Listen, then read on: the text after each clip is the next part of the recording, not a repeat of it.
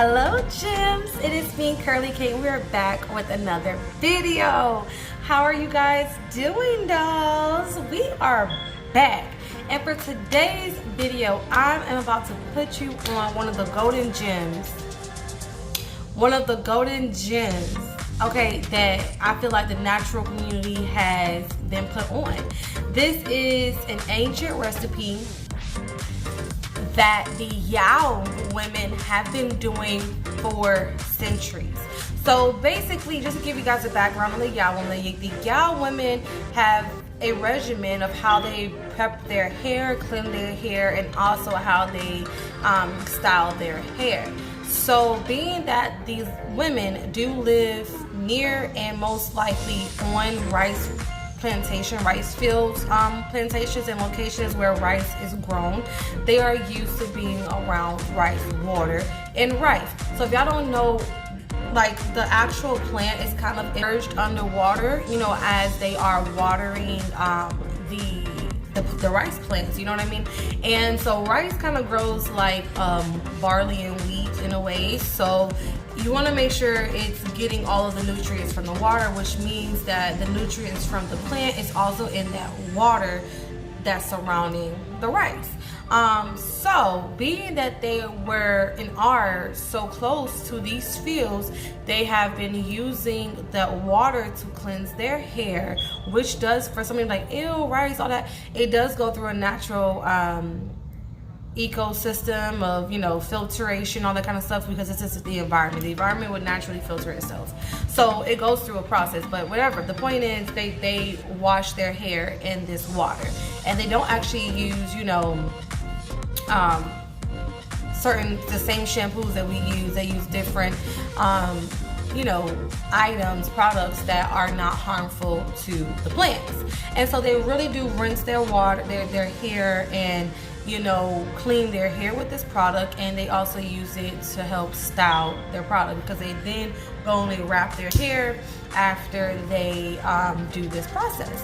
So I'm going to show you how I create my rice water. It is basically the same version as them, however I don't have like their specific like oranges. They have their own Mandarin oranges over in their part, you know, Asia. I don't have that specific fruit, but I do have Mandarin oranges, and I also have regular oranges, so I do use both, like orange peels, depending on what I have. I also use fresh mint for the smell as well. The oranges are to get out the fermented rice smell. You got to think about it, that rice water that they're using has been sitting for some time. So it's the same thing with us. We have to ferment our rice, which really makes it work. If the rice is not fermented, then it's not going to work. You're not going to get anything out of the process. So you ferment your rice. I'm gonna just break it down for you nice and easy. You ferment your rice for 24 to 48 hours. If you can stand it, you can let it sit for 7 days. However, the longer you let it sit, the smellier it will be. So, and there's hacks, but I'm just saying, if you want to just put it in a spray bottle and go about your day, 7 days leaving it for 7 days to ferment, it's not the best idea. You're gonna then have to boil it with some essential oils and orange peels and things to make it smell better, to, you know, mask the smell. However, if you're just trying to do it in the quickest way possible and in the easiest way possible, this is how you do it. You let the rice sit for 24 to 48 hours. You take it out, you put it in a spray bottle, you rinse your hair with it, you use an essential oil if you need help for the smell, or you use some olive oil to do like a pre-rinse treatment. You use some, for me personally, I do rice water and olive oil, mix it together and do my pre-treatment before I take my shower and shampoo and condition my hair, or co-wash my hair depending on the day of my regimen. Personally, I prefer using rice water as a leave-in. I don't like to rinse it off because I want to make sure that it's getting into my hair. And for me, when I do a pre-poo and then like wash my hair, I'm like, okay, all of that is just coming right on my hair, unless I'm doing like a overnight treatment, or if I'm doing like a rinse with the rice water, then put a conditioner in it, like a leave-in conditioner or like a leave-in shampoo or a dry shampoo, something like that, then that's different. So yeah, it's really simple, really easy, and it's really beneficial to your hair. Seriously, you really can't go wrong. Just the only, actually you can, if you leave it too long, you've been warned, okay? But besides that, you really can't go wrong when it comes down to the benefits. It's so beneficial to your hair. Also, another thing I need to talk to you guys about is your porosity. Be very careful of how much you do use. So you can't go wrong. Two things: the smell and too much protein can cause breakage and damage. So you can't go wrong. Let me take it back.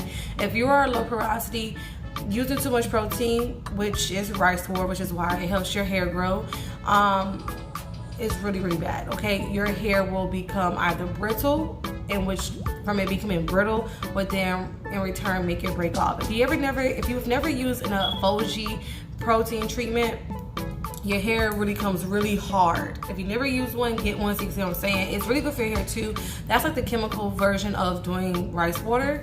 And it does also have some nicer things in it too, like essential oils, and other vitamins that your hair will need. But I'm just saying, you will feel that your hair gets real stiff. And that's what happens to your hair over time. If you doing this too much, then it can cause your hair to get that same kind of reaction. And then when you're doing it, or you're putting in a protective style, or you're not, if you miss a step in your regimen, something like that, your hair, you will start to see your hair break, or make your hair texture feel straw-like. And then you have to, of course, mend the problem. You can always bring your hair back. You can always fix your hair. Hair always grows back, you know. So I don't want to feel like I'm rambling too much for y'all, but I want to make sure I give you guys everything on this video before I just show you how I do it. After this video, we will then be going over how I apply it to my hair, my leave-in, my rice water leave-in that I create. So I'll show a video of how I create that. And yeah, with that being said, enjoy this clip of me creating the rice water. I thank you guys for watching this one. Make sure to like and share, and leave your comments down below. If you guys tried rice water before, and if it worked for you, let me know. And yeah, smash the thumbs up button. I'll see you guys in that clip. Okay, gems, so we are back really quickly. I want to make it very clear. You must wash your rice. Please wash your rice. You want to get off all the excess flour, dirt, even if there are bugs, you never know. You want to get it all the way off your rice, and make your rice water, or the water in the container, as clean as it possibly can be. Doesn't have to be completely clear, but just try to get it as clear. Now, as you see, I'm adding my mint, my essential oil, and my oranges. And then we're going to get to the fermenting process. If you have not went ahead and subscribed and liked and shared this video, please do so. Give your girls a thumb up. Make sure you also hit the notification bell so that you're notified of every video that I do on this channel. This is just a little preview, a little sneak peek of my fermented water. I said 24 to 48 hours, baby. This is a 7-day fermentation, and you don't understand how amazing this is. If you want to see what I do with this, please go ahead and click the next video. And yeah, I will see you guys later. Bye, gems.